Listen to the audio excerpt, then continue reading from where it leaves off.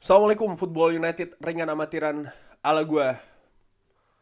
Seharian kemarin tentu saja masih masih kaget gua, campur juga kecewa dengan apa yang terjadi dengan Cristiano Ronaldo terkait dengan interviewnya, em, mengaitkan banyak pihak, beberapa orang atau bahkan sosok penting di klub Manchester United. Em, Banyak kabar juga yang sudah em, apa ya di sosial media terkait dengan hal tersebut. Tapi kemarin gue coba berusaha untuk berpikir juga, kenapa kok Cristiano Ronaldo itu melakukan hal demikian. Interview, kontennya seperti apa, dengan Piers Morgan. Piers Morgan, ya menurut gue, tau lah kalau fans Manchester United, siapa itu Piers Morgan. Banyak interviewer atau jurnalis yang sebenarnya bisa dipilih oleh pihak Cristiano Ronaldo, tapi justru memilih Piers Morgan. Harian juga yang dipilih. Kenapa kok The Sun? Dari sekian banyak harian yang bisa saja kembali dipilih, tapi kenapa kok dipilih The Sun? Gua berpikir dari cuplikan interview tersebut, apakah ini kritikan Cristiano Ronaldo ke manajemen, ke owner, karena disebutkan di situ soal masalah fasilitas. Oke, mungkin ini sesuatu hal yang bagus untuk memberitahu publik, termasuk juga fans, tentang apa yang terjadi ke atau terjadi di Carrington. Fasilitas klub, lain-lain yang dikatakan jacuzzinya, chefnya bahkan masih tetap sama. Tapi pertanyaan gue, kenapa kok ke publik? Kenapa kok harus di apa namanya di dalam interview yang semua orang bisa bisa tahu hal tersebut? Kenapa? Sementara Cristiano Ronaldo ini statusnya masih sebagai pemain aktif Manchester United. Lalu juga kenapa sekarang? Kenapa sekarang? Musim lalu dia sudah tahu situasi tersebut. Dia datang di zamannya Ole Gunnar Solskjaer ya. Di awal kompetisi dia sudah tahu hal tersebut. Tapi kenapa sekarang dia punya 18 bulan kurang lebih dari pertama kali dia datang sampai dia membuat interview kemarin itu kurang lebih ada 18 bulan. Kenapa sekarang kok dipilihnya? Lalu mungkin dia juga ada kritik tentang Glazers. Gue sempat berpikir seperti itu. Tapi gue juga berpikir, kenapa nama Glazers tidak disebut? Gue nggak tahu ya apakah mungkin nanti di interview full yang 90 menit akan disebut nama Glazer. Kalaupun iya, menurut gue juga aneh. Dia digaji 500 ribu kurang lebih setiap pekannya oleh Glazer. Manajer Manchester United setelah Sir Alex Ferguson atau bahkan mungkin Sir Alex Ferguson, David Moyes, Louis van Gaal, Jose Mourinho, semua juga berhadapan dengan sang owner yang memang penuh penuh problem ya, penuh masalah. Tapi mereka ketika aktif menjadi bagian dari Manchester United, tidak ada yang secara frontal mengkritik karena memang ada etika di sana. Bagaimana mungkin masih dalam naungan pemilik ya, menerima gaji dan lain-lain fasilitas, masih dikontrak, tapi melakukan kritikan secara terbuka. Dan itu kan tidak terjadi. Dan gue nggak tahu apakah memang yang dimaksud adalah memang dia ingin dalam tanda kutip menyerang Glazer. Karena kalaupun itu terjadi, menurut gue satu, tidak disebutkan secara jelas. Gue masih belum tahu yang 90 menit wawancaranya. Yang nomor dua, kalaupun disebutkan ya tidak etis. Kritik soal Ralf Rangnick. Kembali lagi, kenapa sekarang? Yang tidak perform ketika zamannya Ralf Rangnick itu bukan Cristiano Ronaldo, bukan termasuk mungkin pemain yang tidak perform. Ada pemain-pemain lain yang juga tidak perform. Tapi apakah mereka juga mengeluh tentang Ralf Rangnick di publik? Kapten Harry Maguire misalnya, atau Jadon Sancho misalnya, atau pemain lain, Aaron Wan-Bissaka yang tidak lagi dipercaya di zamannya Ralf Rangnick. Gue bayangkan kalau semua pemain yang tidak perform di zamannya Ralf Rangnick ya, lalu mengatakan ya kita tidak perform karena Ralf Rangnick ini bukan seorang pelatih yang terkenal yang seperti yang dikatakan oleh Cristiano Ronaldo, maka ya keadaannya kan tambah runyam kalau menurut gue dengan amatiran ya. Apakah ini juga ingin menunjukkan kesalahan manajemen dengan mengontrak uh, pelatih interim yang tadinya akan diproyeksikan sebagai konsultan, tapi justru gagal semuanya, gagal sebagai interim, gagal juga nggak jadi kan sebagai konsultan, untuk menunjukkan kesalahan manajemen. Oke, lalu apa motivasinya? Kenapa? Sekali lagi, kalau memang betul yang ditembak adalah atau yang dituju adalah manajemen, kenapa sekarang? Kenapa saat ini?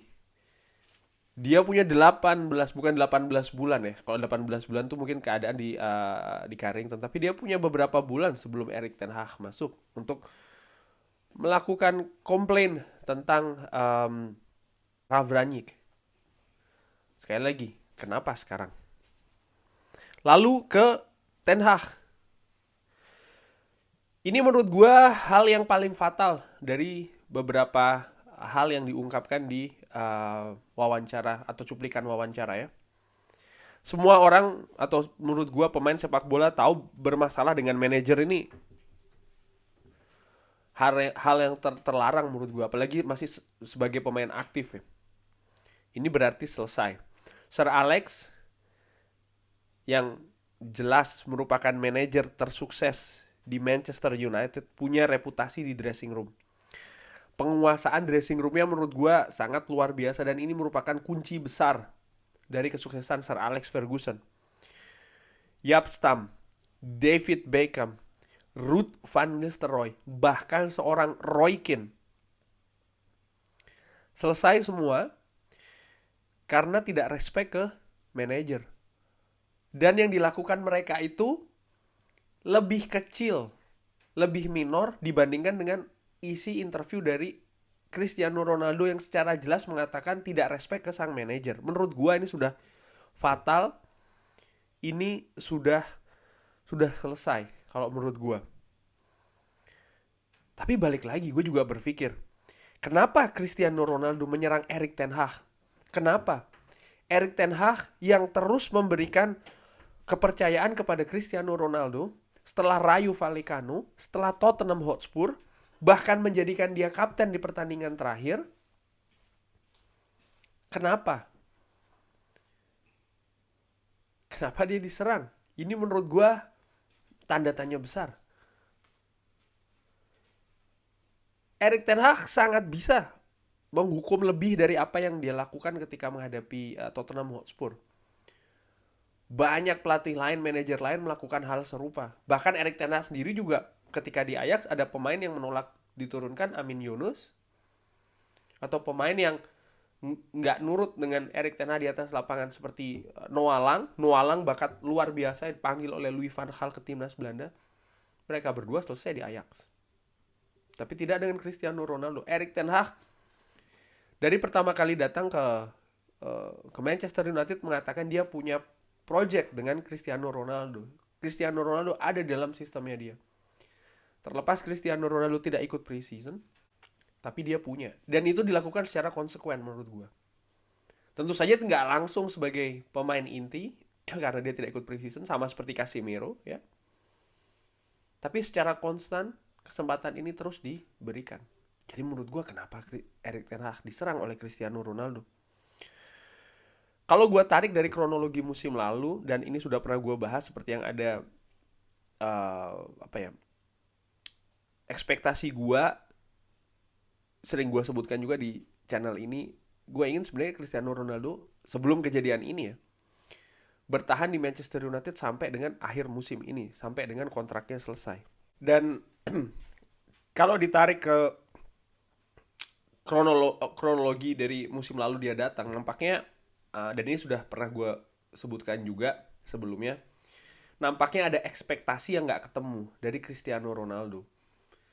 Tentu saja dia ingin bermain di level tertinggi, dia berharap juga Manchester United berada di level tertinggi, tapi apa yang terjadi musim lalu ternyata tidak demikian. Dan dari kejadian satu musim itu, pergantian pelatih, ya kan, hasil yang tidak sesuai, nggak bisa ke Champions League dan lain-lain, tim tidak perform. Ada juga masalah pribadi. Inilah kenapa musim ini dia tumpahkan semua rasa frustrasi tersebut dari musim lalu. Ini akumulasi menurut gua. Dan ini sudah kelihatan di musim panas ini setelah pergantian manajer, Erik ten Hag masuk. Yang sekali lagi dia selalu berkata dia punya sistem untuk Cristiano Ronaldo, dia punya peran untuk Cristiano Ronaldo. Dengan segala macam tindakan Cristiano Ronaldo tetap dilakukan secara konsekuen menurut gua oleh sang pelatih. Tapi rasa frustrasi itu nampaknya sudah sedemikian besar dari Cristiano Ronaldo, baik secara profesional sebagai pemain sepak bola maupun juga secara pribadi kalau menurut gue. Tapi pertanyaannya adalah, ya kenapa akhirnya dia memilih untuk melakukan wawancara tersebut, diungkap semua ke publik?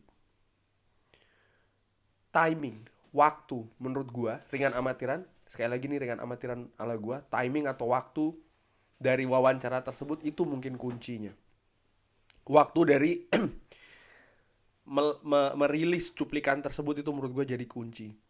Selain tentu saja kontennya, isinya, menyerang klub, manajer, manajemen, mantan rekan tim, mantan manajer, dan lain-lain.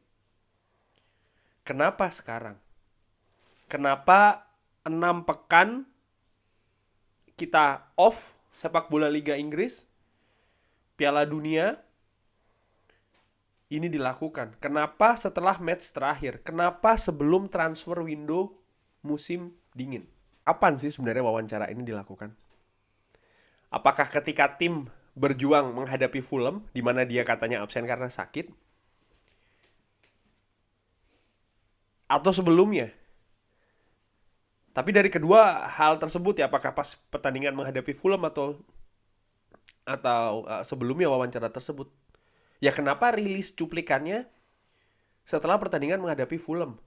Bagaimana kalau kemarin ketika menghadapi Fulham Manchester United kalah? Bagaimana kalau ya ternyata menang last minute, kita punya wonderkid, wonder boy baru, Alejandro Garnacho yang tampil luar biasa, yang harusnya mendapat spotlight. Usaha tim mendapatkan kemenangan sampai dengan detik-detik terakhir ini yang harusnya mendapatkan spotlight. Tapi semua itu terampas. Semua dengan interview yang dilakukan. Terus kenapa? Apa sebenarnya menurut gue motivasi atau alasan utama dari interview tersebut? Ringan amatiran ala gue. Kalau menurut gue, jelas dia ingin keluar dari Manchester United. Pihak Cristiano Ronaldo ini menggunakan kartu as terakhir untuk keluar. Apa musim panas kemarin ini ditahan oleh Manchester United? Menurut gua itu bisa saja terjadi ya. Bisa saja terjadi. Kita tidak pernah tahu, gua tidak tahu. Tapi yang jelas dari, kalau seandainya tidak ditahan oleh Manchester United sekalipun juga, ya kita atau gua bukti dari pemberitaan ya, tidak ada klub yang secara jelas, secara nyata menunjukkan minat ke Cristiano Ronaldo. Dan kalau seandainya memang benar ditahan oleh Manchester United, ya menurut gue ini kesalahan klub sih. Harusnya tidak ditahan. Ringan amatiran ala gue. Dan bagi yang sering mengikuti Football United, gue sebenarnya jarang bersikap mungkin negatif ya kan terhadap pemain. Tapi menurut gue ini sudah sulit untuk Cristiano Ronaldo untuk stay di Manchester United. Jembatannya sudah dihancurkan sendiri. Ada pepatah besar di sepak bola ya kan, nobody or no player bigger than the club. Tidak ada pemain yang lebih besar daripada klub. When the player think he's bigger than the club, he must go. Ketika pemain berpikir dia lebih besar daripada klub. When the player think he's bigger than the manager. Kalau pemain berpikir lebih besar dari manajer, dia harus pergi. Tidak peduli apa yang dia sudah berikan. Menurut gua ya, tidak peduli apa yang dia sudah berikan, yang telah dia lakukan. Pemain-pemain yang terdahulu yang cabut dari Manchester United pun ketika melakukan kesalahan juga demikian ya. Sir Alex tidak melihat apa yang telah dia lakukan dan lain-lain. Karena itu semua akan runtuh. Legasinya dia, warisan dia berupa pencapaian sukses dan lain-lain runtuh. Bahkan mungkin banyak fans yang merasa dikhianati oleh Cristiano Ronaldo.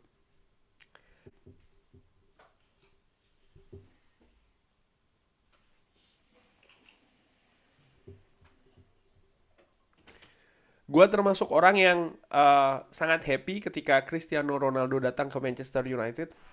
Sangat-sangat happy. Sampai dengan saat ini, sebelum wawancara maksud gue ya, gue sebenarnya memprediksi dan juga berharap Cristiano Ronaldo akan stay di Manchester United sampai dengan akhir musim. Supaya apa? Supaya landing dia ini bagus. Sebagai bahkan nantinya bisa menjadi salah satu legenda klub. Gue sangat berharap sebenarnya.